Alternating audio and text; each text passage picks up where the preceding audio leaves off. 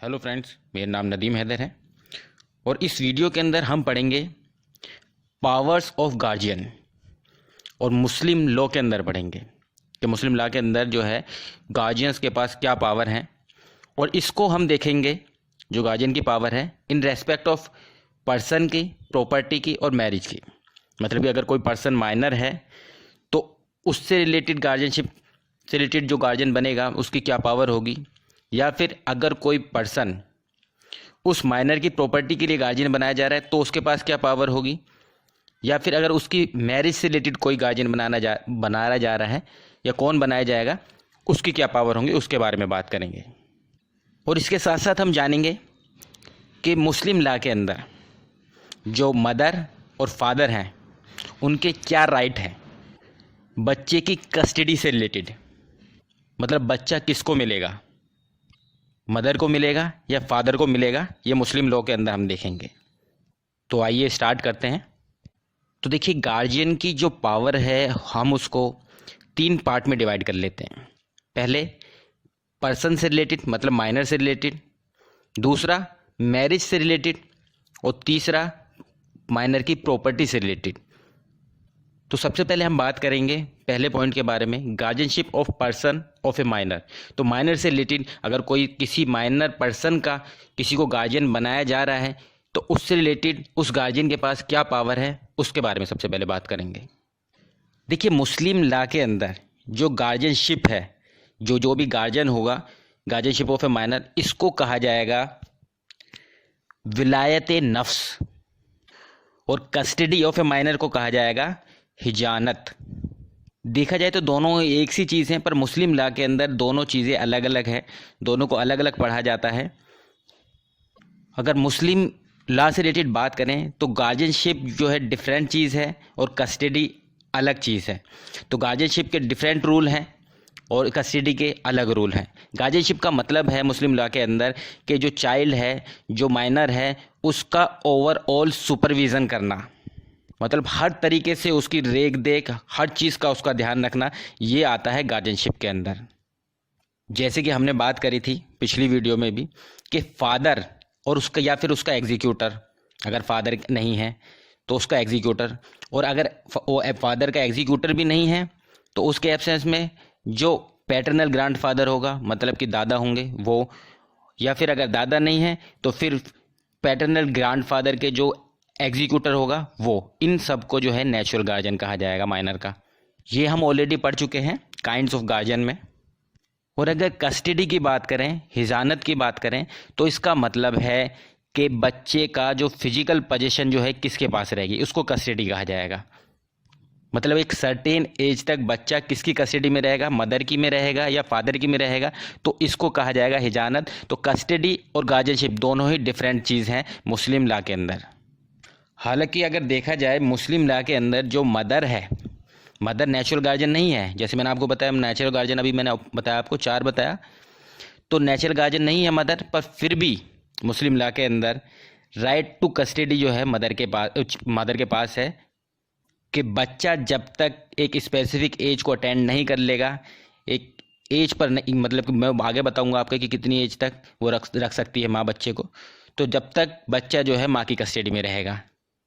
देखिए, इसकी बात जो है आएगी कब के बच्चा जो है किसकी कस्टडी में रहेगा, मदर की या फादर की। देखिए, जब भी होगा कि अगर जो पेरेंट्स हैं, मतलब मदर फादर हैं बच्चे के, वो अलग अलग रहने लगे हैं, सेपरेट रहते हैं, डाइवोर्स हो गया है, डिसोल्यूशन हो गया है मैरिज का, तो उस केस में ही तो कस्टडी की ज़रूरत पड़ेगी। वरना अगर दोनों एक साथ रह रहे हैं तो बच्चा किसी के पास भी रहे, कोई प्रॉब्लम नहीं है। तो कस्टडी की बात जब आती है जब शादी डिसॉल्व हो जाती है।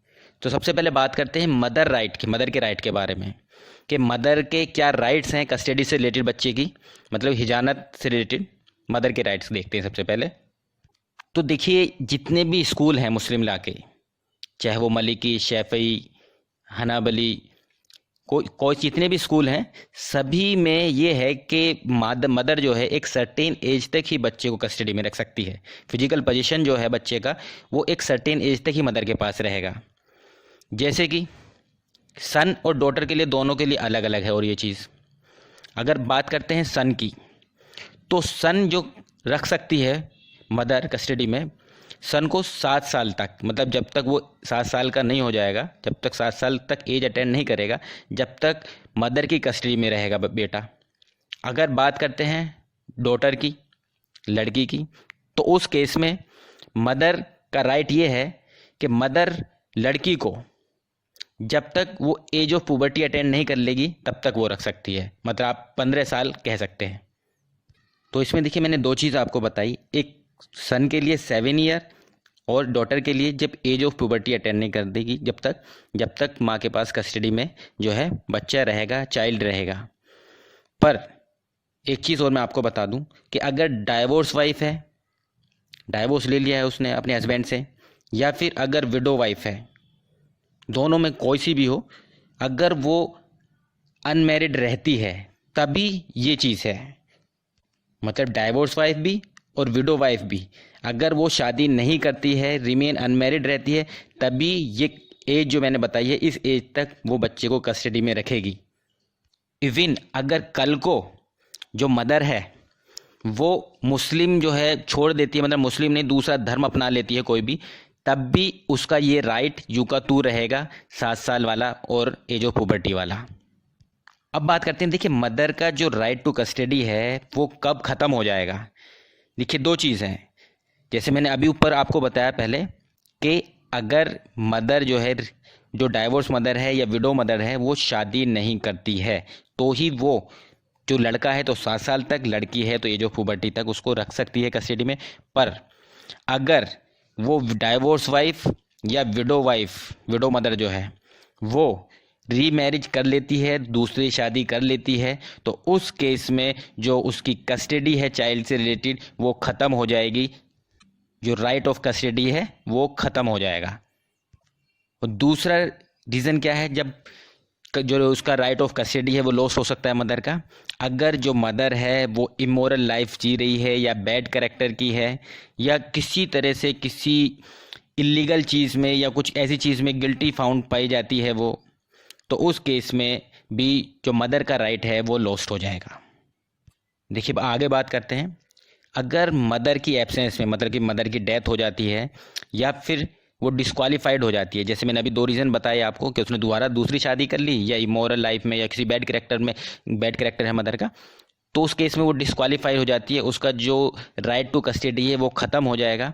तो उस केस में जो बच्चे की जो कस्टडी होगी वो किसको मिलेगी, वो मिलेगी उस एज तक जो मैंने आपको ऑलरेडी बताया, 7 साल और एज ऑफ पुबर्टी तक, तो उसकी जो कस्टडी मिलेगी वो मदर्स की मदर को, मतलब कि नानी को मिलेगी। और अगर नानी नहीं है तो फिर दादी को मिलेगी, मतलब फादर्स की मदर को। और अगर दादी भी नहीं है तो मदर्स की ग्रैंड मदर को मिलेगी, मतलब जो बच्चे की मदर है उसकी जो दादी है उसको मिलेगी। और अगर वो भी नहीं है तो फादर की जो ग्रैंड मदर है, मतलब कि जो फादर की जो दादी होंगी, बच्चे के फादर की जो दादी होंगी उसको मिलेगी कस्टडी। अगर वो भी नहीं है तो फुल सिस्टर को मिलेगी, अगर फुल सिस्टर भी नहीं है तो यूटेरिन सिस्टर को मिलेगी, अगर वो भी नहीं है तो फुल सिस्टर की डॉटर होगी उसको मिलेगी, अगर वो भी नहीं है तो यूटेरिन सिस्टर की डॉटर उसको मिलेगी, अगर वो भी नहीं है तो फुल मैटरनल आंट को मिलेगी, और अगर वो भी नहीं है उस केस में तो यूटेरिन मैटरनल आंट को मिलेगी, और उसके बाद अगर वो भी नहीं है तो फुल पैटर्नल आंट को मिलेगी। तो सीक्वेंस जो है, जो मैंने आपको बताया, आपको ये थोड़ा सा याद करना पड़ेगा, सीक्वेंस यही होगा। देखिए अब बात करते हैं शिया लॉ के अकॉर्डिंग मदर के जो कस्टडियल राइट है वो क्या है। देखिए शिया लॉ के अकॉर्डिंग जो मदर के पास जो कस्टडी रहेगी, अगर बच्चा है जो है वो लड़का है तो उस केस में 2 साल तक जो है मदर के पास कस्टडी रहेगी बच्चे की, लड़के की। और अगर लड़की है, लड़की के केस में 7 ईयर है। और अगर जो मदर की डेथ जो है, मतलब कि जो 2 साल से पहले जो मैंने बताई है उससे पहले हो जाती है, 7 साल से पहले हो जाती है लड़की के केस में, तो उस केस में जो कस्टडी होगी वो बच्चे की, माइनर की जो कस्टडी मिलेगी वो फादर को मिलेगी। और अगर फादर नहीं है तो उस केस में फादर के फादर, मतलब कि जो दादा हुए बच्चे के, उसको मिलेगी उसकी कस्टडी। अब बात करते हैं फादर्स के राइट के बारे में कि फादर्स का क्या राइट है कस्टडी से रिलेटेड बच्चे की। तो देखिए इस केस में अगर जो बच्चा है, अगर लड़का है उसकी एज जो है 7 साल से कम है और लड़की है अंडर एज पुबर्टी है, 15 साल से कम है, तो उस केस में जो बच्चे की कस्टडी मिलेगी वो फादर को मिलेगी। पर फादर को बच्चे की कस्टडी तब मिलेगी अगर जो मदर है, मदर के एब्सेंस में मदर की डेथ हो गई है, या फिर और साथ में जो अदर फीमेल रिलेशन है जो मैंने अभी आपको बताए थे, तो वो सारे रिलेशन में अगर कोई भी नहीं है, तो वो फीमेल रिलेशन जो चाइल्ड के अगर वो नहीं है, तो उस केस में जो बच्चे की कस्टडी मिलेगी वो फादर को मिलेगी। अब देखिए इसी में दूसरा पॉइंट बात करते हैं कि अगर जो लड़का है उसकी एज 7 साल से ज़्यादा है और जो लड़की है वो एज ऑफ पुबर्टी अटेंड कर चुकी है और अनमैरिड है रिमेन, तो उसके बाद कस्टडी किसको मिलेगी? फादर को मिलेगी। तो अगर बच्चे की एज 7 साल से ज़्यादा है या लड़की एज ऑफ पुबर्टी अटेंड कर चुकी है, 15 साल हो चुकी है, तो उस केस में जो उसकी कस्टडी मिलेगी वो फादर को मिलेगी। फादर को नेचुरल गार्जियन माना जाएगा और जब तक बच्चा अडल्ट नहीं हो जाता, जब तक कि 18 ईयर तक एज नहीं हो जाती, तब तक वो नेचुरल गार्जियन जो है फादर ही रहेगा। अब सपोज़ करिए कि फादर की अगर डेथ हो जाती है फादर के एब्सेंस में, उस केस में उस बच्चे की कस्टडी किसको मिलेगी? तो पहला ये भी देखिए सीक्वेंस है, कुछ आपको ये याद करने पड़ेंगे। ये भी जो भी नियरेस्ट पैटर्नल ग्रैंडफादर होगा, जो भी मतलब उसके दादा होंगे उसको मिलेगी। फुल ब्रदर होंगे मतलब उसका चाचा, वो उनको मिलेगी। कंसैंग्वाइन जो ब्रदर होगा उसको मिलेगी। उसके बाद अगर वो नहीं है तो फुल ब्रदर सन को मिलेगी। कंसैंग्वाइन ब्रदर सन को मिलेगी। Full brother of the father उसको मिलेगी। अगर वो नहीं है तो consanguine brother of the father उसको मिलेगी। अगर वो भी नहीं है तो son of father's full brother, और अगर वो भी नहीं है तो उसके बाद son of father's consanguine brother. तो ये देखिए सीक्वेंस, ये तो आपको याद करना पड़ेगा। एक आध बार वीडियो जो है रिपीट करके आप सुनिए तो ये सीक्वेंस याद हो जाएगा आपको। पर देखिए इसमें एक नोट करने वाली बात ये है, जो मैंने आपको अभी ऊपर बताया है कि ये इन पर्सन को मिलेगी। अगर जो बच्चा है जिसकी कस्टडी दी जानी है वो गर्ल है, अनमैरिड गर्ल है, तो उस केस में किसी भी उस मेल को नहीं मिलेगी। अगर जो मतलब जिसको मिलनी चाहिए कस्टडी वो मेल है, तो किसी भी उस मेल को नहीं मिलेगी, मतलब जो उसके प्रोहिबिटेड रिलेशन में नहीं आता है, मतलब उसी पर्सन को मिलेगी, उसी मेल को मिलेगी जो अगर प्रोहिबिटेड रिलेशन में आता है। प्रोहिबिटेड रिलेशन मतलब जिससे कि जो उस अनमैरिड गर्ल की शादी नहीं हो सकती। देखिए इससे किससे लड़की की शादी नहीं हो सकती है, किससे कौन शादी नहीं कर सकता, इससे रिलेटेड भी मैं ऑलरेडी वीडियो बना चुका हूँ। आप प्लेलिस्ट में जाइए, वहाँ पे आप जो है आपको वीडियो मिल जाएगी इससे रिलेटेड। अब बात करते हैं दूसरे गार्जियन से रिलेटेड। तो देखिए जो फादर होगा वही टेस्टिमेंट्री गार्जियन जो है अपॉइंट करेगा, और अगर फादर नहीं है, फादर के एब्सेंस में जो पैटर्नल ग्रैंडफादर होगा मतलब दादाजी होंगे, वही टेस्टिमेंट्री जो गार्जियन है वो अपॉइंट किया जाएगा माइनर को। मतलब कि विल बनाई जाएगी, विल में वो चीज़ मेंशन करेगा कि बच्चे की कस्टडी कौन करेगा, तो उस पर्सन का जो भी नाम होगा वो टेस्टिमेंट्री गार्जियन होगा और वो बच्चे की कस्टडी जो है उसके पास रहेगी। और अगर मतलब कि जो पेरेंट्स फादर भी नहीं है, नेचुरल गार्जियन भी नहीं है और जो टेस्टिमेंट्री गार्जियन है वो भी नहीं अपॉइंट किया गया है, तो उस केस में जो कोर्ट है, court guardian and ward act 1890 के अकॉर्डिंग बच्चे की जो गार्जियन अपॉइंट करेगा, वो ऑलरेडी मैं बता चुका हूँ उसके ऊपर कि किस तरह से अपॉइंट किया जाएगा। तो वो अपॉइंट किया जाएगा कोर्ट के द्वारा कि बच्चे की कस्टडी कौन रखेगा। देखिए अब बात करते हैं हम दूसरे पॉइंट की तरफ चलते हैं। दूसरा पॉइंट है गार्जियन फॉर मैरिज, शादी के लिए गार्जियन। तो शादी के लिए जो गार्जियन अपॉइंट करना या गार्जियन होना, ये एक अलग है, डिफरेंट चीज़ है गार्जियनशिप ऑफ पर्सन से रिलेटेड। मतलब कि माइनर के एक पर्सन के गार्जियनशिप से ये चीज़ डिफरेंट है, और गार्जियनशिप ऑफ प्रॉपर्टी से भी ये डिफरेंट है, गार्जियन फॉर मैरिज। देखिए अगर किसी पर्सन को ऐसे गार्जियन अपॉइंट किया जा रहा है उस माइनर के लिए, मतलब पर्सन के लिए, उस माइनर के लिए या फिर उसकी प्रॉपर्टी के लिए, तो इसका मतलब ये नहीं है कि वो गार्जियन जो है मतलब उसकी शादी के लिए भी गार्जियन होगा, तो ऐसा नहीं है। तो वो गार्जियन जो है शादी के लिए गार्जियन नहीं बन सकते। तो अब बात करते हैं कि शादी के लिए गार्जियन कौन अपॉइंट हो सकता है, किसको किया जा सकता है। तो देखिए इसकी जो पावर है शादी से रिलेटेड जो है, सबसे पहली है जो मैं देखिए सीक्वेंस आपको बताऊंगा, वो सीक्वेंस ही आपको याद करना पड़ेगा। सबसे पहले अगर फादर है तो फादर जो है शादी के लिए वो गार्जियन बनेगा, उसको अपॉइंट किया जाएगा। मतलब वही फादर तो हो गई, नेचुरल गार्जियन अगर है तो अपॉइंट करने की ज़रूरत ही नहीं है। तो अगर फादर नहीं है तो उस केस में शादी के लिए जो गार्जियन होगा वो कंसिडर किया जाएगा पैटर्नल ग्रैंडफादर, मतलब दादाजी, या फिर उससे ऊपर अगर कोई भी मतलब कि परदादा वो हैं तो वो आएंगे। उसके बाद अगर वो भी नहीं है उस केस में जब ब्रदर होगा, मतलब कि उस बच्ची के जो फादर हैं उसका जो ब्रदर होगा, मतलब चाचा जो होंगे, कहने का मतलब ये है, तो चाचा जो हैं या ताऊ हैं वो गार्जियन बनेंगे उसके लिए। अगर वो नहीं है उस केस में फोर्थ नंबर आएगा मदर का, मदर गार्जियन बन सकती है फिर शादी के लिए। और अगर मदर भी नहीं है तो उस केस में जो मैटरनल अंकल मतलब मामा हैं बच्चे के वो, और अगर मामा नहीं है उसके बाद मौसी हैं तो मौसी बनेंगी।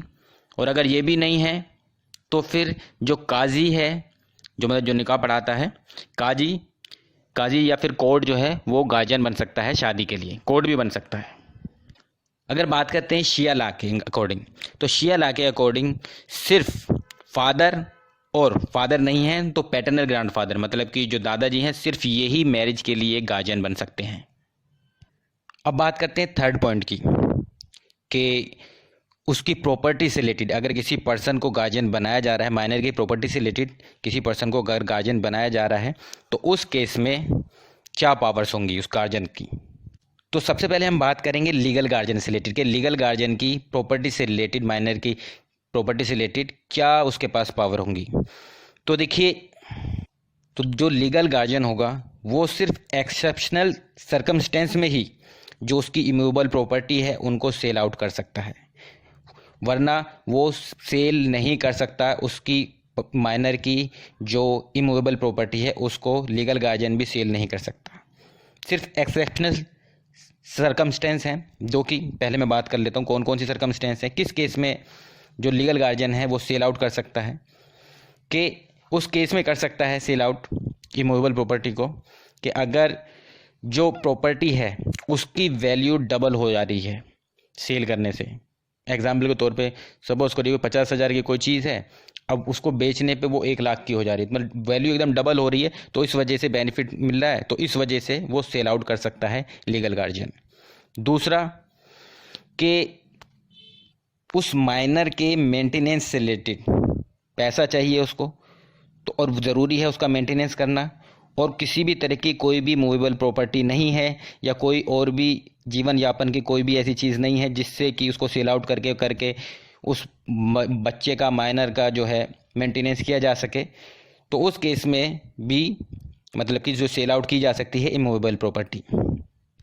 तीसरा है कि किसी तरह का ऋण हो, उन ऋण को चुकाने के लिए, उस लोन को, उस डेब्ट को चुकाने के लिए, सेटिस्फाई करने के लिए, जो कि किसके ऊपर हो, मतलब माइनर के ऊपर हो, माइनर ने जो प्रॉपर्टी इनहेरिट करी हुई है उस पर, उससे रिलेटेड कोई भी डेट है तो उसको चुकाने के लिए तब सेल आउट किए जा सकती है।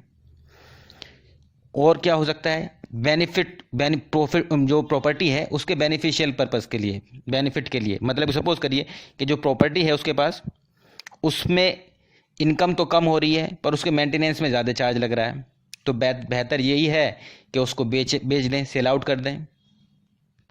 एक कंडीशन ये हो सकती है कि जो प्रॉपर्टी है वो किसी ऐसे पर्सन के हाथ में चली गई है, ऐसे पर्सन के पोजीशन में चली गई है, गलत पर्सन के हाथ में चली गई है, जिससे कि वो प्रॉपर्टी निकालना या रिकवर करना बड़ा मुश्किल है, तो इस केस में भी जो प्रॉपर्टी है वो सेल आउट की जा सकती है। उसके बाद एक कंडीशन ये हो सकती है कि जो प्रॉपर्टी है वो डिस्ट्रॉय हो रही है, ख़त्म हो रही है, या उसको लॉस होने का या ख़त्म होने खतरा है, डिस्ट्रॉय होने का खतरा है, तो उस केस में भी उस प्रॉपर्टी को जो है सेल आउट किया जा सकता है। तो ये था सेल से रिलेटेड पावर। मॉर्गेज से रिलेटेड अगर बात करें लीगल गार्जियन की, तो देखिए मॉर्गेज भी वो कर सकते हैं, बिल्कुल मॉर्गेज पे भी उस प्रॉपर्टी को रख सकते हैं, पर मॉर्गेज पर तब रखा जाएगा अगर उसका फ़ायदा जो है, उसका जो टोटल इंटरेस्ट है वो माइनर को मिल रहा है, या फिर जो माइनर की जो प्रॉपर्टी है उसके इंटरेस्ट से रिलेटेड है। पर अगर ऐसा नहीं है तो फिर उसमें जो है मॉर्गेज के तौर पर नहीं रख सकता। अब क्या जो प्रॉपर्टी है वो लीज पे दी जा सकती है? बिल्कुल दी जा सकती है, पर तभी दी जा सकती है अगर उससे किसी तरह का कोई एडवांटेज पहुंच रहा है, माइनर को कुछ बेनिफिट पहुंच रहा है, तभी वो दी जा सकती है उसके बेनिफिट के लिए, वरना नहीं दी जा सकती लीज पर भी। देखिए काफ़ी लंबी वीडियो हो गई है तो इसको जल्दी जल्दी हम ख़त्म कर लेते हैं, पूरी कर लेते हैं कंप्लीट। देखिए अब बात करते हैं हम टेस्टिमेंट्री गार्जियन से रिलेटेड। तो टेस्टिमेंट्री गार्जियन, जैसे मैंने आपको ऑलरेडी आपको बताया है कि टेस्टिमेंट्री गार्जियन जो है वो फादर के द्वारा या फिर ग्रैंडफादर के द्वारा ही आपका अपॉइंट किया जाएगा विल के थ्रू। तो टेस्टिमेंट्री गार्जियन जो है उसके पास भी वो सभी पावर्स होंगी जो अभी मैंने बताई हैं सारी, जो एक लीगल गार्जियन के पास पावर होती हैं, तो वो सारी पावर टेस्टिमेंट्री गार्जियन पर भी होंगी। वो भी उसी कंडीशन में सेल कर सकता है, मॉर्गेज कर सकता है, लीज पे दे सकता है, जो मैंने अभी सारी चीज़ आपको बताई हैं। अब बात करते हैं तीसरे गार्जियन की, जो गार्जियन अपॉइंट किया जाता है कोर्ट के द्वारा, स्टैट्यूटरी गार्जियन, उसके बारे में बात करते हैं। तो जैसे कि मैंने आपको बताया कि ये गार्जियन जो है इसको सर्टिफिकेटेड गार्जियन भी कहा जाता है, स्टैट्यूटरी गार्जियन भी कहा जाता है, जो कि कोर्ट के द्वारा अपॉइंट किया जाता है। अगर कोई भी लीगल गार्जियन नहीं है या टेस्टिमेंट्री गार्जियन नहीं है तब ये कोर्ट के द्वारा अपॉइंट किया जाता है। तो इस केस में क्या होगा, जो टेस्टिमेंट्री गार्जियन है, मतलब नहीं है सॉरी, जो मतलब गार्जियन कोर्ट के द्वारा अपॉइंट किया गया है, वो जो गवर्न करेगा वो गार्जियन एंड वार्ड एक्ट 1890 के अकॉर्डिंग गवर्न किया जाएगा। और उस पर्सन को कोई भी मतलब कि ये राइट नहीं है कि वो इमूवेबल प्रॉपर्टी को उसको सेल करे, एक्सचेंज करे, मॉर्गेज करे या कुछ भी। सिर्फ वो बिना कोर्ट की परमिशन के इनमें से कुछ भी नहीं कर सकता। मतलब अगर कोर्ट इजाज़त देगी, कोर्ट कहेगा तभी वो सेल करेगा, तभी एक्सचेंज, तभी मॉर्गेज पे दे सकता है, वरना नहीं कर सकता। तो कोर्ट की परमिशन ज़रूरी है। अगर बात करते हैं लीज़ की, तो बिल्कुल जो कोर्ट के द्वारा अपॉइंट किया जा रहा है गार्जियन, उसको ये पावर है कि वो लीज़ पर माइनर की प्रॉपर्टी को दे सकता है, और वो पीरियड होगा 5 साल। 5 साल तक के लिए जो है वो दे सकता है, या फिर कितने भी साल के लिए वो दे सकता है। पर अगर सपोज़ करिए कि माइनर जो है 1 साल के बाद जो है मतलब मेजॉरिटी अटेंड कर लेगा, वो मेजर हो जाएगा, तो उसके 1 साल बाद तक मतलब कि और वो दे सकता है, उसके बाद नहीं दे सकता, मतलब उससे ज़्यादा और नहीं दे सकता है वो लीज़ पर। कहने का मतलब ये है, सपोज़ करिए कि जो माइनर है उसकी एज अभी 20 है, क्योंकि जैसे मैंने आपको बताया कि अगर अब कोर्ट के द्वारा अपॉइंट किया जा रहा है तो 21 एज तक जो है वो जो है माइनर माना जाएगा। तो अगर उसकी एज जो है, बच्चे की एज जो है वो 20 है, और अगले साल जो है वो 21 का हो जाएगा, तो जो कोर्ट के द्वारा अपॉइंट किया जा रहा है गार्जियन, वो 22 ईयर तक जब उसकी एज होगी तब तक के लिए, मतलब कि मैक्सिमम तब तक के लिए वो लीज पर दे सकता है, उससे ज़्यादा नहीं दे सकता है। और अगर मूवेबल प्रॉपर्टी से रिलेटेड बात करें, तो मूवेबल प्रॉपर्टी से रिलेटेड जो गार्जियन अपॉइंट किया जा रहा है कोर्ट के द्वारा, उसके पास ये पावर है कि वो उससे रिलेटेड जो है खुद मतलब कि डील कर सकता है, उसको किसी तरह की कोर्ट की परमिशन की उसकी ज़रूरत नहीं है। अब बात करते हैं लास्ट, जो चौथा हमारा था, डी फैक्टो जो गार्जियन था। तो जैसे मैंने आपको बताया था ऑलरेडी कि ये अनऑथोराइज्ड जो है गार्जियन होता है, ये खुद अपना आप मान लेता है कि मैं गार्जियन हूँ, मेरी कस्टडी में बच्चा है। वैसे कुछ मतलब कि ना ही कोर्ट के द्वारा है, ना ही टेस्टिमेंट्री उसके थ्रू आया है, ना ही वो लीगल गार्जियन है। तो ये जो गार्जियन होता है डी फैक्टो गार्जियन, तो इसका माइनर की प्रॉपर्टी से रिलेटेड कोई भी इंटरेस्ट नहीं होता, कोई भी इसका वो नहीं होगा, कुछ भी डिसीजन वो नहीं ले सकता है मूवेबल प्रॉपर्टी से रिलेटेड। वो वॉइड वॉइड एब इनिशो होगा, मतलब शुरू से ही आपका वो वॉइड माना जाएगा। ऐसा कोई भी ट्रांसफ़र या कोई भी एक्सचेंज या कोई भी सेल ऐसा माना जाएगा, तो उसका कोई भी अधिकार नहीं है। तो इस वीडियो में इतना ही। Thank you. हेलो फ्रेंड्स, मेरा नाम नदीम हैदर है, और इस वीडियो के अंदर हम पढ़ेंगे